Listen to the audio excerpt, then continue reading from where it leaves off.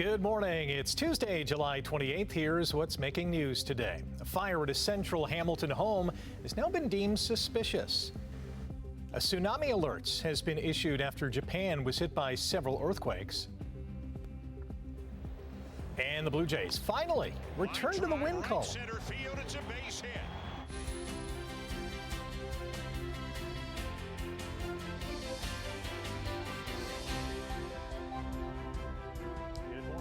Tuesday, Morning Live, now known as the Stephen Rick Show, at least for today. That's right. Yeah. It's a one-off, so if you're tuning in this morning, you are going to be seeing a unique situation. Yes, do not adjust your set, as they say.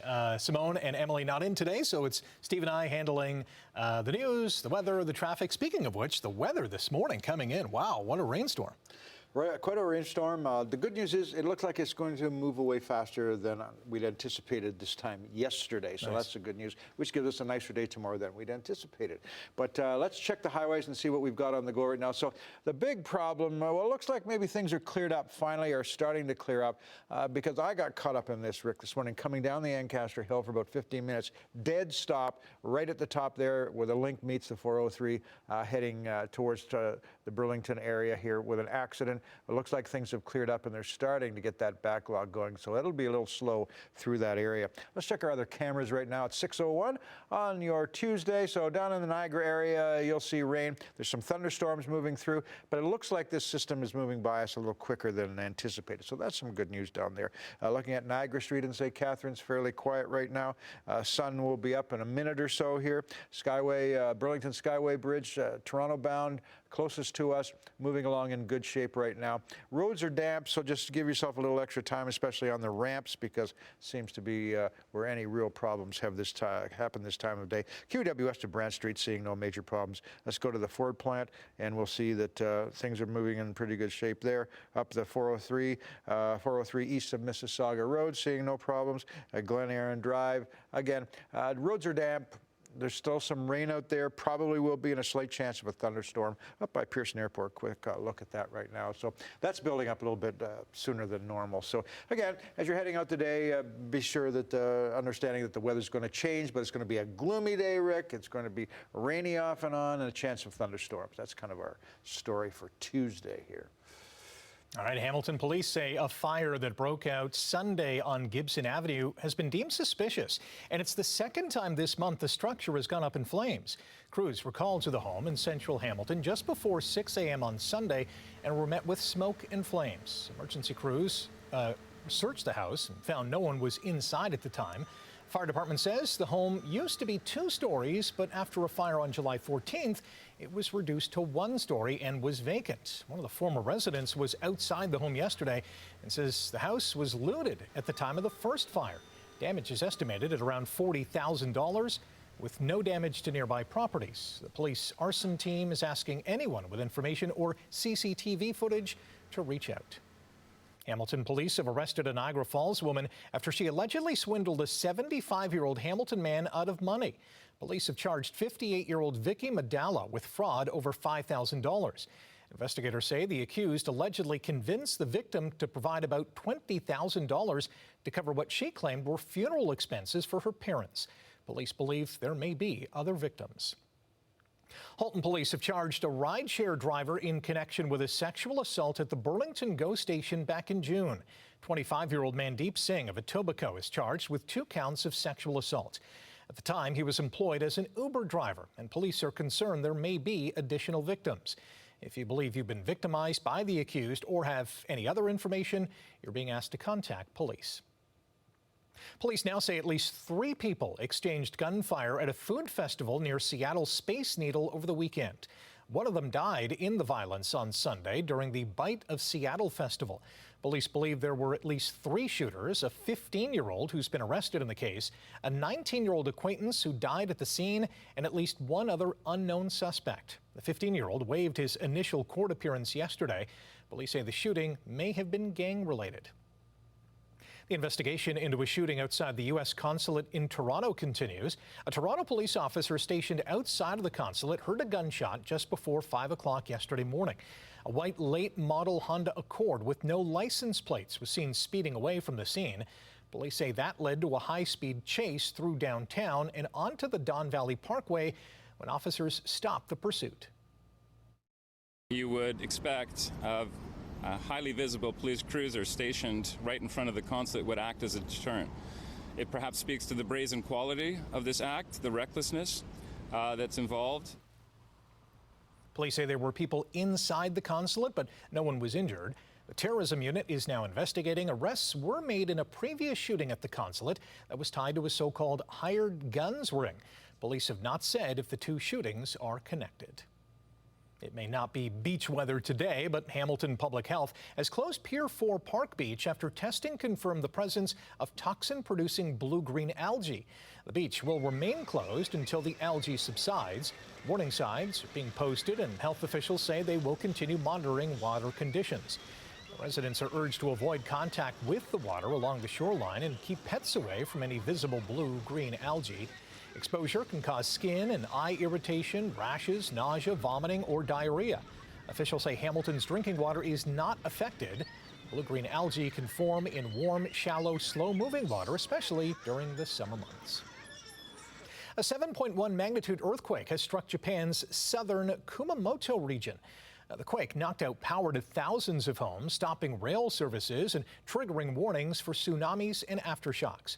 The Japanese government issued emergency earthquake warnings for Kumamoto, Nagasaki, and several other surrounding areas along Japan's southern Kyushu Island. A tsunami warning for a wave measuring 1 meter was issued after the earthquake. A massive quake in Kumamoto 10 years ago killed 275 people and injured another 2,700. French President Emmanuel Macron says the battle against monster wildfires in his country will continue despite the difficult conditions. His remarks come as French authorities ordered the evacuation of 4,000 people from tourist sites along the Atlantic coast amid worsening wildfires. Macron praised firefighting teams who stopped the inferno spread yesterday after days of flames that edged toward the wine region city of Bordeaux. At a coordination center for the massive firefighting effort, Macron heard how the blaze, raging since last week, burned through an area 4 times the size of Paris and forced 220,000 people to flee. It's a similar situation in parts of Spain. This is Onda on Spain's east coast, where 16,000 people have had to be evacuated because of a wildfire. Local residents say they've never seen such an intense blaze so close to their homes.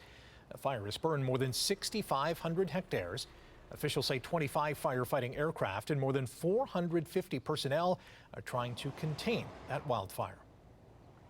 Back home, there are many challenges facing the wine industry right now, and in Niagara, there's growing concern with several wineries up for sale. Experts say wineries must be more consumer-friendly, complete with food and dining options, entertainment and event planning.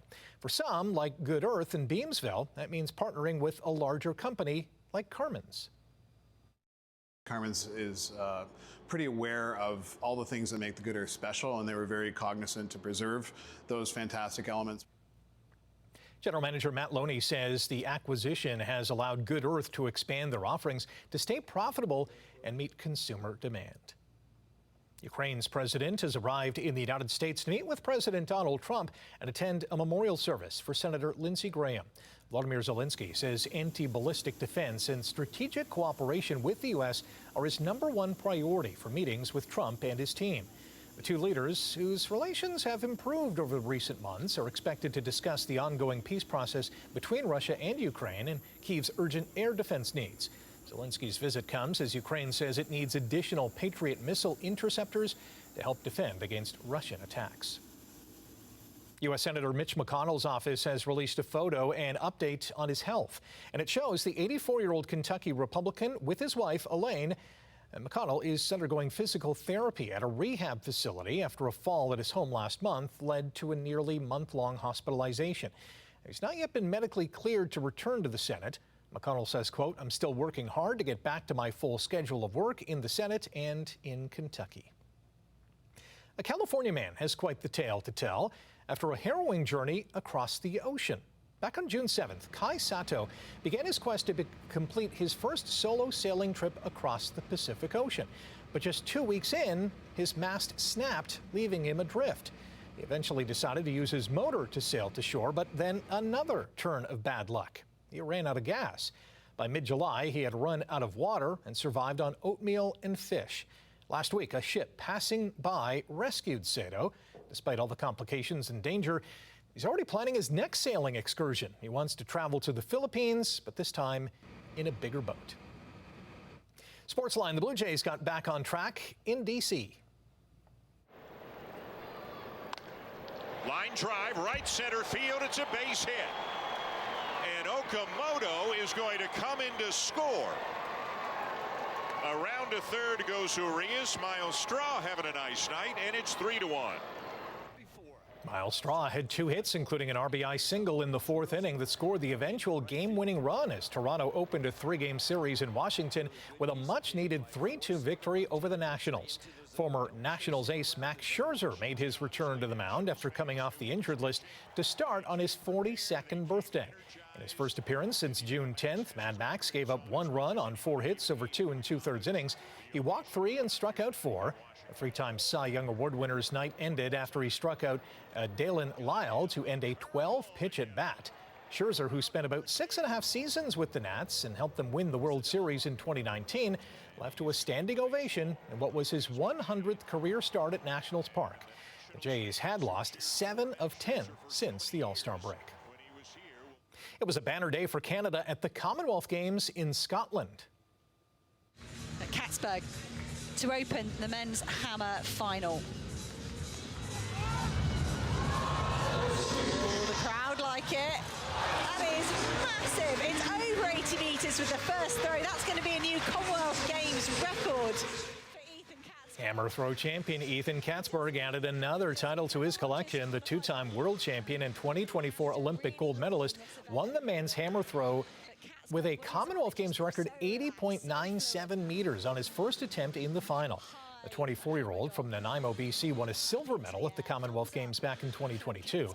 Rowan Hamilton of Chilliwack, BC, won the bronze, while Canadian gymnasts racked up 6 medals yesterday. Canada is 3rd in the medal standings in Glasgow with 7 golds and 21 overall. The son of Kansas City Chiefs offensive coordinator Eric Bieniemy has been charged with shooting his mother in Washington, D.C. Police say 27-year-old Elijah Bieniemy is charged with numerous firearms offenses. Investigators say 57-year-old Maya Bieniemy suffered multiple gunshot wounds and is in stable condition in a hospital. Well, it sounds like Argos quarterback Chad Kelly won't miss any time after leaving last week's game in BC with a neck injury. TSN insider Dave Naylor says Kelly will continue to undergo testing following the late hit by linebacker Darnell Sankey. Another factor is that this is Toronto's bye week in the CFL. Meantime, some encouraging news for the Blue Bombers. Quarterback Zach Caleros did not practice with the team yesterday, but he did some throwing beforehand. The 37-year-old is on Winnipeg's 6-game injured list after suffering a neck injury during the team's win over Hamilton on July 5th. The 4-3 Bombers host the 1-5 Lions on Thursday to open Week 9 of the CFL season. Well, they're not my favorite, but the Buffalo Bills have unveiled their new Nickel City alternate uniforms for 2026. Nickel gray is the predominant color, and the jersey has a blue collar to pay tributes to blue-collar workers in Western New York. The team's new Charge logo is featured on a royal blue helmet that has micro-metallic flake finish with metallic blue accents. The alternate uniforms will be worn at least once at home and once on the road. Okay, 6:13 on your Tuesday morning, and thanks for spending part of your morning with us, by the way. It's going to be kind of a gray, dull day today, but we'll get into that in a second. Let's check and see what's happening on the highway at 6:14 on your Tuesday morning, as I mentioned, down towards Niagara. And again, virtually every camera that we'll see, the roads are damp, so there's at least some rain. It looks like the heavier amounts of rain have stayed south of the border, so we do need rain, but maybe some heavier amounts are not going to happen today. So down at Garden City Skyway, looking okay as we get up to the Skyway in Hamilton, Burlington area, and again, Toronto-bound lanes closest to us fairly light right now, although have been building over the last little while. QEW west of Brant Street, we're looking in pretty good shape right now as we get up to the Ford plant. Let's just see, again, traffic's moving along all right. Not hearing of any more fender benders. We did have a slow area coming down off the link a little bit earlier on, but it looks like things have cleared up there at least a little bit. 403 east of Mississauga Road, seeing no major problems. And up by Pearson Airport, traffic is building as it should and normally is this time of day. But again, just give yourself a little extra time today if you can, because of some rainy conditions, and also the roads are damp, so that can slow things down just a little bit. So